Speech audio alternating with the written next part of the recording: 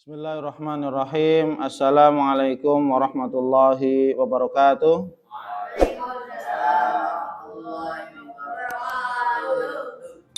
Alhamdulillahirabbil alamin. Hamdan katsiran thayyiban mubarakan fih kama yuhibbu rabbuna tabaraka wa ta'ala wa yardah. Asyhadu an la ilaha illallah wahdahu la syarikalah wa asyhadu anna Muhammadan abduhu wa rasuluh. Allahumma salli wa sallim wa zid wa barik ala nabiyyina Muhammadin sallallahu alaihi wasallam wa ala alihi wa ashabihi wa man ihtada bihadihi wastanna bisunnatihi ila yaumiddin, amma ba'd. Mari kita awali majelis ilmu ini dengan baca doa talabul ilmi. Bismillahirrahmanirrahim. Rabbi zidni ilman, Allahumma anfa'ni bima 'allamtani wa 'allimni ma yanfa'uni warzuqni ilman yanfa'uni. Amin. Alhamdulillah para santri muslimin muslimat dan para hamba Allah sekalian, insyaallah pada subuh kali ini kita akan melanjutkan pembacaan hadis dari kitab Riyadhus Shalihin, melanjutkan hadis tentang babut taubah. Bab bertaubat kepada Allah Subhanahu wa taala. Kemarin kita sudah menyelesaikan hadis yang ke-9, hadis yang sangat panjang, yaitu hadis yang menceritakan bagaimana kesungguhan pertaubatan dari sahabat Ka'ab bin Malik, Murarah bin Rabi'ah dan Hilal bin Umayyah radhiyallahu anhum ajma'in. Dan akhirnya taubat mereka pun diterima oleh Allah Subhanahu wa ta'ala karena mereka semuanya sungguh-sungguh jujur dalam menyatakan taubatnya kepada Allah Subhanahu wa ta'ala. Kemudian kita melanjutkan pembacaan hadis yang berikutnya, hadis yang ke-10 dari babut taubah. Ya, hadis yang ke-10 dari babut taubah. An Abi Junaid Imran bin Al-Husain Al-Khuzai radhiyallahu anhuma. Dari sahabat Abu Junaid, Imran bin Al-Husain. Sahabat Ibnu Abi Junaid atau Abu Junaid, ya. Nama bapaknya Imran bin Al-Husain, ya. Ini sahabatnya namanya Imran bin Al-Husain Al-Khuzai radhiyallahu anhuma. Yang semoga Allah meridhai keduanya. Anna imra'atan min Juhainah atat Rasulullah sallallahu alaihi wasallam wa hiya hubla minaz zina. Suatu ketika bahwa datang kepada Rasulullah sallallahu alaihi wasallam seorang wanita dari suku Juhainah. Seorang wanita dari suku Juhainah, ya. Salah satu suku, ya, dan wilayah dari kota Madinah, Juhainah, ya. Mendatangi Rasulullah SAW, wahiyya hubla minaz zina, sedangkan dia dalam keadaan hamil dari apa? Perbuatan zina. Ya, datang kepada Rasul dalam keadaan hamil tapi dari hasil perbuatan zina. Hamilnya itu karena hasil perbuatan zina. Maka apa? Faqalat, maka perempuan ini mengatakan, ya, perempuan ini disebutkan dalam penjelasan namanya Khawlah binti Khuwailid. Siapa? Jadi perempuan yang datang kepada Nabi dalam keadaan hamil dari perbuatan zina namanya Khawlah binti Khuwailid. Ya. Jadi Khawlah binti Khuwailid ini datang kepada Nabi dalam keadaan hamil dari perbuatan zina. Ya, na'udzubillah min dzalik. Ya, Allah jauhkan hal ini dari keluarga kita dan seterusnya. Apa? Qalat, dan dia mengatakan kepada Rasul, ya Rasulullah, asabtu haddan fa'aqimhu alayya. Perhatikan nih, ya, seorang wanita yang sangat pemberani, yang ingin mewujudkan taubatnya kepada Allah Subhanahu wa taala. Ya Rasulullah, asabtu haddan fa'aqimhu alayya. Ya wahai Rasul, sekarang tegakkanlah hujjah, tegakkanlah hukum had untuk saya. Hukum saya dengan hukum had. Ya. Fa'aqimhu alayya, dan tegakkanlah hukum had untuk saya. Ya.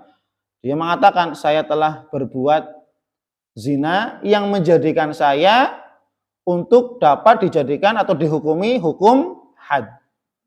Maka Pak fa'aqimhu alayya, wahai Rasul, sekarang hukum saya, tegakkan had untuk saya. Coba bayangkan seorang wanita, ya, mereka atau dia, ya, rela untuk dihukum, ya. Kemudian apa? Fada'a Nabiullah sallallahu alaihi wasallam waliyah. Kemudian Rasulullah memanggil walinya. Wali perempuan ini bisa bapaknya yang mengantarkan kepada Nabi atau bisa kakaknya, pokoknya ada walinya. Tidak sendirian, datang bersama bapaknya. Ya. Kemudian Nabi memanggil walinya.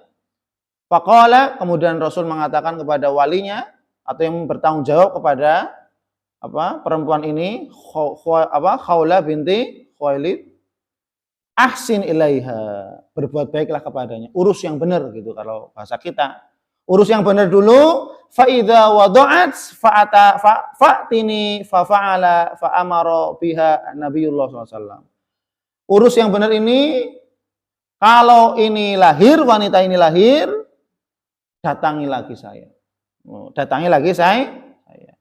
Fa fa'ala, kemudian walinya ini pun menyuruh untuk Khawlah untuk pulang dulu, sampai lahiran dulu, kemudian sampai selesai menyapi anaknya, kemudian apa? Mendatangi Rasulullah kembali. Datang lagi kepada Rasul, ya. Kalau sudah selesai lahir, kemudian diurusi dulu bayinya sampai 2 tahun, baru apa? Dihukum had. Balik lagi ke menghadap Nabi Muhammad SAW. Kemudian apa? Fasuddat 'alaiha thiyabuha. Kemudian tatkala sudah melahirkan dan kembali, ya. Berarti kan ada jarak, ya kan? Dari hamil sampai melahirkan sudah ada jarak waktu, ya kan? Bisa saja dia mungkin tidak balik lagi kepada Nabi Muhammad. Selamat dia, ya kan? Kemudian lahiran sampai waktunya menyusui 2 tahun. Bisa saja dia apa? Untuk kabur atau untuk tidak menghadap Nabi lagi. Tapi selama itu dari hamil sampai menyapi, Khawlah binti Khuwailid istiqomah untuk bertaubat kepada Allah Subhanahu wa taala. Datang setelah selesai semuanya urusannya, maka datang fasuddat 'alaiha thiyabuha. Maka baju-bajunya yang bagian bawah, gamis-gamis bawah itu ya kalau bahasa kita, itu diikat dengan tali supaya ketika dihukum had itu tidak terlihat auratnya, tidak tersingkap auratnya. Ya. Tsumma amara biha, kemudian Rasulullah SAW pun memerintahkan ia untuk farujimat, untuk dirajam. Dirajam itu ya adalah sebuah hukum Allah Subhanahu wa taala yang disebut dengan hukum had atau dalam bahasa wa tilka hududullah, hudud, hukum had. Yang ini khusus bagi mereka para orang yang pendosa besar, pelaku maksiat berzina dengan had. Ya, kalau yang sudah menikah dirajam. Yang sudah pernah menikah sekalipun dia duda janda berzina dirajam sampai mati. Kalau yang masih bujangan, yang wanita masih perawan berzina dicambuk 100 kali ya dan diasingkan selama 1 tahun, diasingkan, suruh pergi dari kampungnya selama setahun, entah kemana terserah, gitu ya, diasingkan. Kalau bahasa kita mungkin bisa saja dipenjara ya. Kemudian apa? Akhirnya apa? Wanita ini ditegakkanlah hukum had atasnya, ya. Kemudian ketika dirajam kan sudah mati, otomatis rajam itu pasti mati. Dan mungkin nggak mati, pasti mati. Rajam itu sampai mati. Tsumma shalla 'alaiha. Kemudian Rasulullah SAW memerintahkan para sahabat untuk mensolati jenazah Khawlah binti Khuwailid. Faqala lahu Umar. Kemudian Umar bertanya kepada Rasulullah SAW. Tusalli 'alaiha ya Rasulullah wa qad zanat? Wahai Rasul, apakah engkau mensolati jenazahnya sedangkan dia telah berzina? Gitu. Jadi Umar ingin meminta keterangan penjelasan kepada Rasul. Wahai Rasul, engkau mensolati jenazah yang dia berzina, maksudnya boleh enggak? Kalau dia sudah bertaubat, kan gitu maksudnya. Maka apa?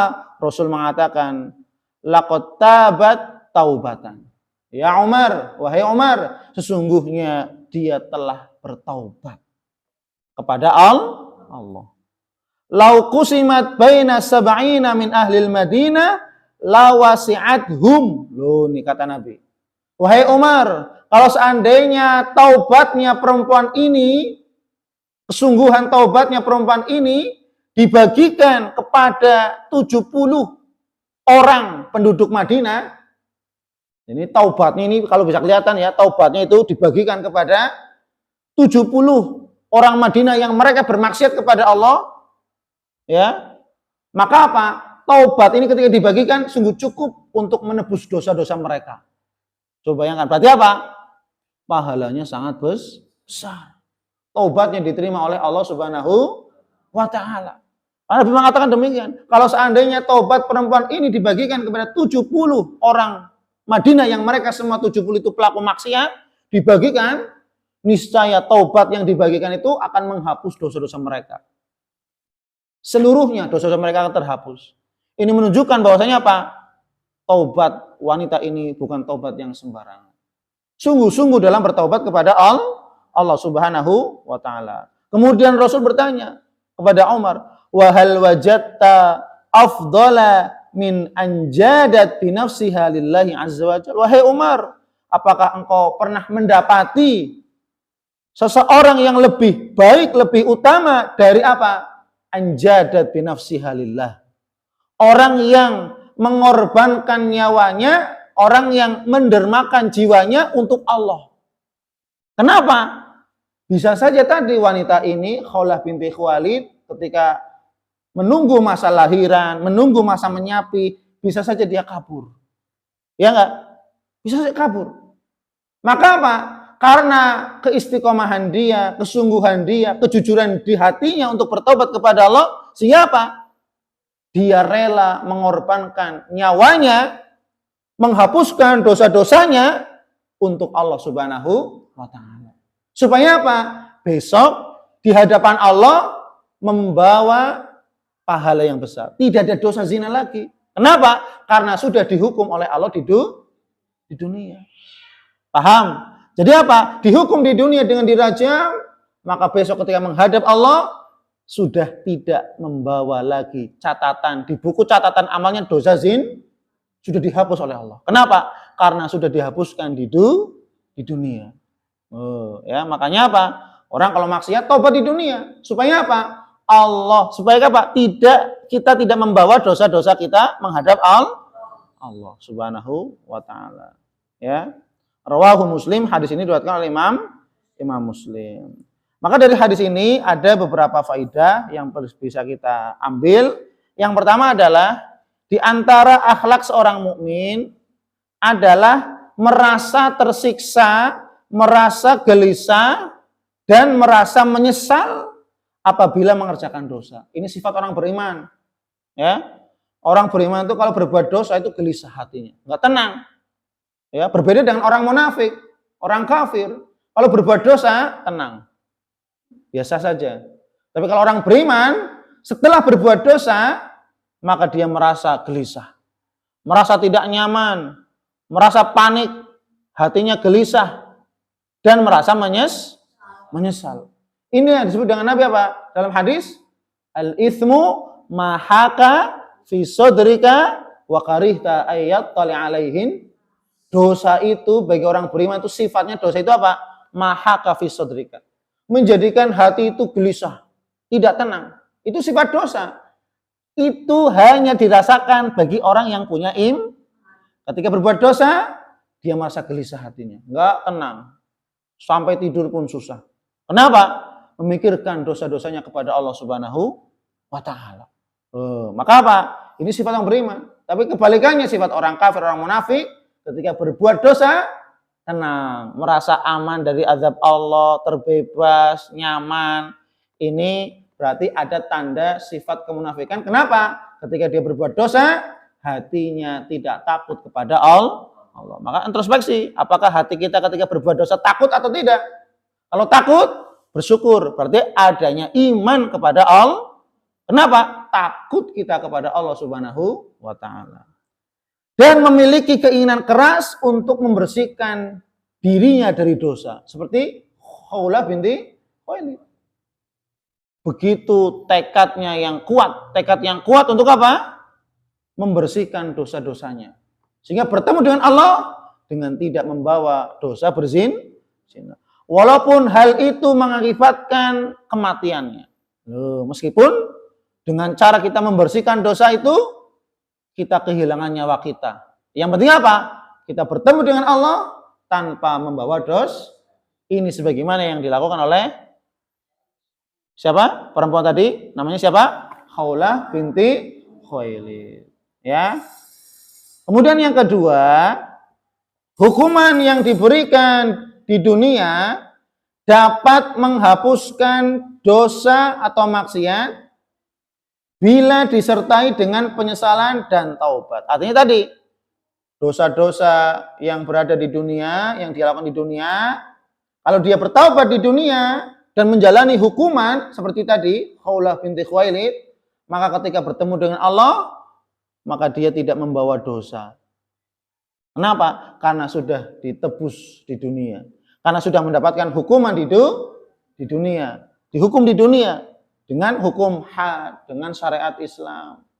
Maka ketika bertemu dengan Allah, maka insya Allah dia tidak akan membawa dosa tersebut. Dia bersih dari dosa-dosa. Maka kita harus senantiasa bertaubat kepada Allah Subhanahu wa Ta'ala dengan kita senantiasa mengucapkan istighfar, minta ampun kepada Allah.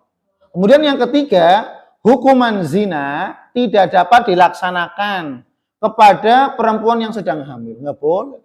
Lagi hamil kemudian apa?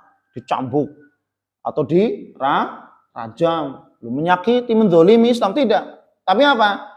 Tunggu sampai wanita ini melahirkan dan harus menunggu sampai masa nifas selesai. Ya. Kemudian apa? Juga ditunggu sampai apa?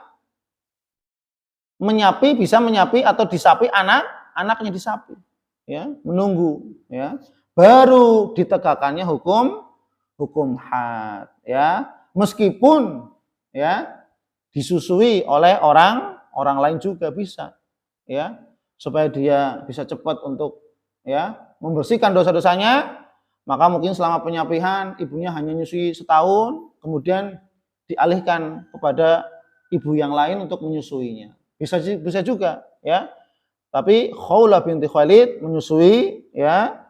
Kemudian selesai menyusui, menyapi, kemudian beliau pun mengorbankan jiwanya untuk bertaubat kepada Allah Subhanahu wa Ta'ala. Maka inilah yang perlu kita teladani dari kisah para sahabat dan sahabat perempuan yang mereka begitu sungguh-sungguh dalam mengatakan jujurnya taubat mereka kepada Allah Subhanahu wa Ta'ala. Wallahu a'lam bishawab. Subhanakallahumma wabihamdik asyhadu an la ilaha illa anta astaghfiruka wa atubu ilaik. Wassalamualaikum warahmatullahi wabarakatuh.